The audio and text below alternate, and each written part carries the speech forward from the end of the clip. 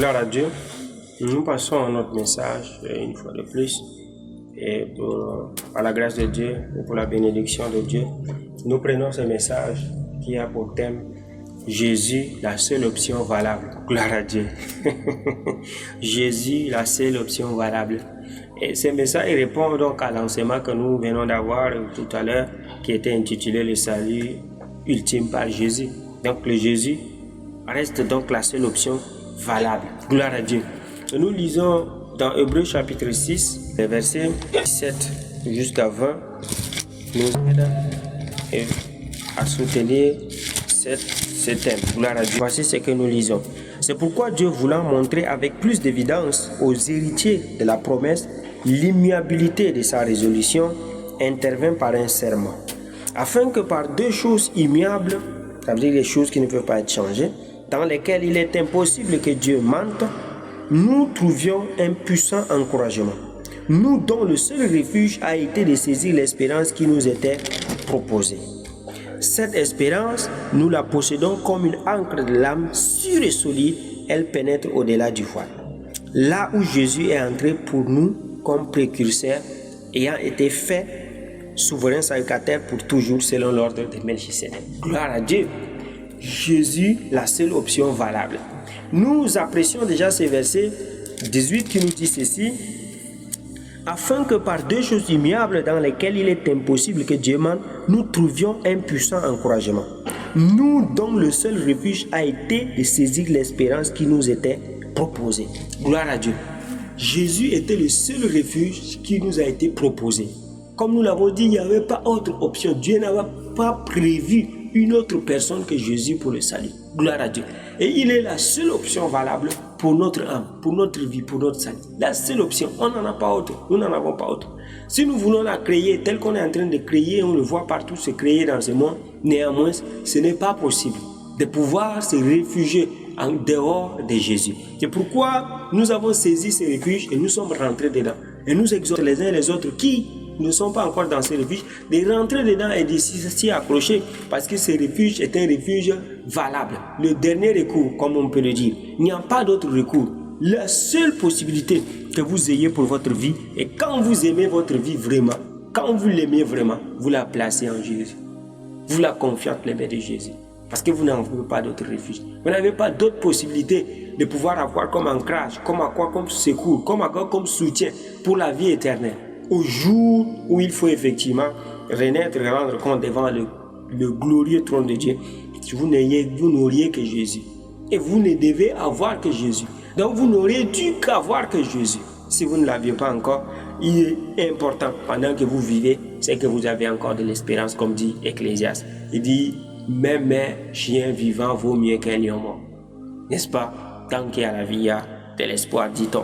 Et donc, cette vie qui vous donne la possibilité d'écouter et cet espoir-là qui vous est aussi adressé de pouvoir vous accrocher à Jésus pour que par lui, vous ayez ces refuges-là ultimes. La seule option possible qu'un homme puisse avoir pour sa vie, c'est Jésus. Gloire à Dieu. Et nous l'avons vu, notre frère et bien-aimé Paul a erré comme il pouvait. Mais lorsqu'il a retrouvé Jésus, il ne pouvait pas choisir autre option que Jésus. Il s'est retrouvé effectivement à être serviteur extraordinaire de Jésus et il a effectivement fait le travail qu'il fallait par Jésus. Nous avons vu tous les autres apôtres, comment est-ce qu'ils se sont empressés de pouvoir suivre Jésus. Nous nous rappelons effectivement comment Pierre ont été appelés, ils ont lâché les filets. Ils ont lâché les filets et ils ont suivi Jésus. Nous avons vu comment Matthieu, le collecteur d'impôts, a été appelé à son poste de travail de collecteur d'impôts. Jésus lui dit, suis-moi. Il s'est levé pour le suivre sans poser de questions. Pourquoi? Parce que Jésus est la seule possibilité. Nous nous rappelons aussi de notre frère bien-aimé. Dans le livre de Jean, nous le retrouvons dans le livre de Jean chapitre 1. Nous dit à partir du verset 40, André, frère de Simon, Pierre était l'un des deux qui avait entendu les paroles de Jean et qui avait suivi Jésus. Ce fut lui qui rencontra le premier son frère Simon et lui dit, nous avons trouvé le Messie, ce qui signifie le Christ. Et il le conduisit vers Jésus. Jésus l'ayant regardé dit, tu es Simon, fils de Jonas, tu seras appelé Céphas, ce qui signifie Pierre. Le lendemain maintenant, Jésus voulut se rendre en Galilée et il rencontra Philippe. Il lui dit, suis-moi. Philippe était de Bethsaïda, de la ville d'André et de Pierre. Philippe rencontra Nathanaël, notre frère Nathanaël, et lui dit, nous avons trouvé celui de qui Moïse a écrit dans la loi et dont les prophètes ont parlé, Jésus de Nazareth, fils de Joseph. Nathanaël lui dit, peut-il venir de Nazareth quelque chose de bon? Philippe lui répondit, viens et vois. Jésus, voyant venir à lui Nathanaël, dit de lui, voici vraiment un Israélite dans lequel il n'y a point de fraude. D'où me connais-tu? Lui dit Nathanaël. Jésus lui répondit, avant que Philippe t'appelât, quand tu étais sous le figuier, je t'ai vu.